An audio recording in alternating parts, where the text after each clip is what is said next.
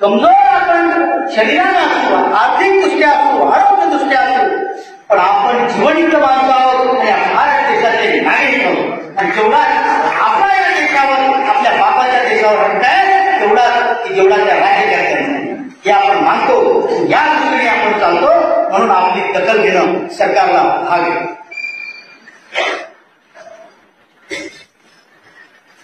एकतेमुळे आणि आपल्या सर्वांच्या प्रयत्नामुळे आदरणीय पंतप्रधानांनी 2 वेळ बोलावून आपल्याशी चर्चा केली.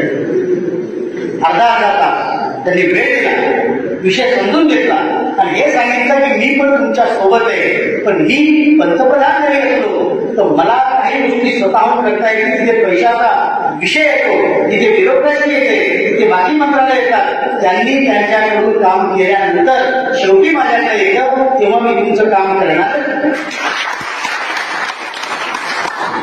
आणि त्या दृष्टीने घटना घडल्या. मला इथे सगळ्या घटना सांगता येणार नाही. जो अधिकारी कॉपरेट करत असेल त्याच्या बदला झाला. कॉपरेट करणारे अधिकारी आपल्या ठिकाणी आले.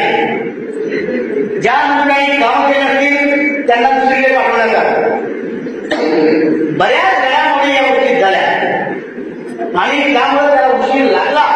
मान्य आपल्याला दुःख आहे. आपले दर दिवसाला कमीत कमी 200 लोक मरतात संघटनेत दर. त्याचा मी माझ्या तोंडाने असं सांगत नाही, त्याच्यामध्ये प्रमाण आहे, पुरावा आहे. तो पुरावा काय? मागच्या 28 वर्षाच्या 2 वर्षापूर्वीचा रिपोर्ट आहे. त्यावेळेस संघटने आपल्या EPS 95 ला 28 वर्ष झाले होते. 28 वर्षामध्ये 20 लाख लोक विडोवर पेन्शनर आहे.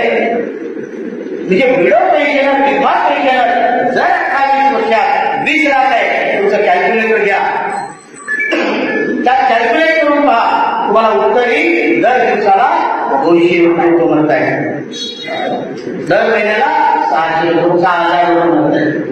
आणि म्हणून आपल्याला आपलं काम लवकरात लवकर व्हावं याची घाई. ज्यांना फायदा होणार आहे असे लोक म्हणून गेला तर कोणाला देणार आहे? हो, बरोबर नाही? बरोबर आहे बोला. तुम्हाला एक सांगतो, आपल्याजवळ दात नाही, नाखून नाही, नखबी नाही, सिंह सगळे सगळे वाघ आहे, पण दात नाही, नख नाही, आवाज येते नाही, आवाज येते नाही. आंदोलनकारी माणसाला आवाज पाहिजे. जर तुमचा आवाज असेल तर ते ऐकायला कान तयार होते. तुमचा आवाजच निघाला नाही, तुमचं कोणी ऐकणार? आवाज काढायचा. आपल्या बापाचा देश आहे, आपला देश आहे, आणि इथून आपला हक्क आपण मिळवून घेणार. साहेबांनी सांगितल्याप्रमाणे आपलं काम कुठल्याही क्षणी होऊ शकतं. कुठल्याही उशीर लागण्याचं कारण त्यांना आपल्या मागण्या पूर्ण करायच्या.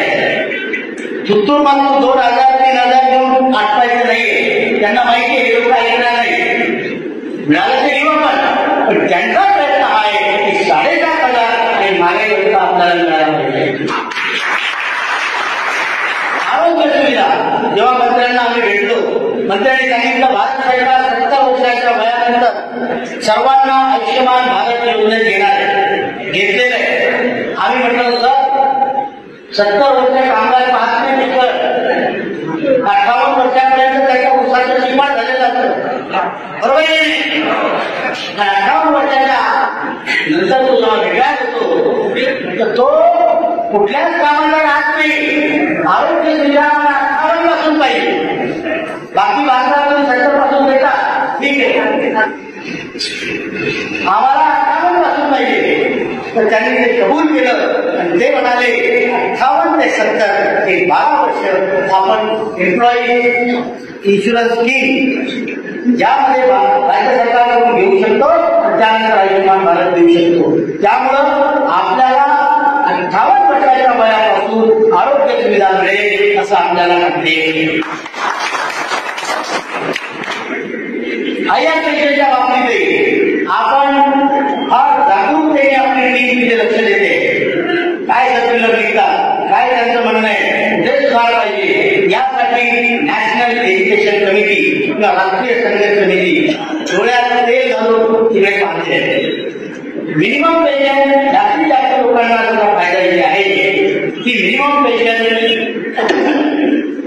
खरं म्हणजे मंत्री महोदय आपल्याला याच आठवड्यात पुरवणार होती, पण काहीतरी जिनेव्हामध्ये इंटरनॅशनल लेबर ऑर्गनायझेशनचं मोठं पूर्ण जगात मीटिंग चालू आहे, त्यामुळे कदाचित आपल्याला पुढच्या आठवड्यात बोलवतील, ते आपल्याला 100% बोलवतील आणि आपल्याला लवकरात लवकर चांगली बातमी मिळेल याची मला खात्री आहे. आता साहेबांनी सांगितलं, आंबेडकर साहेबांनी सांगितलं, मस्के साहेबांनी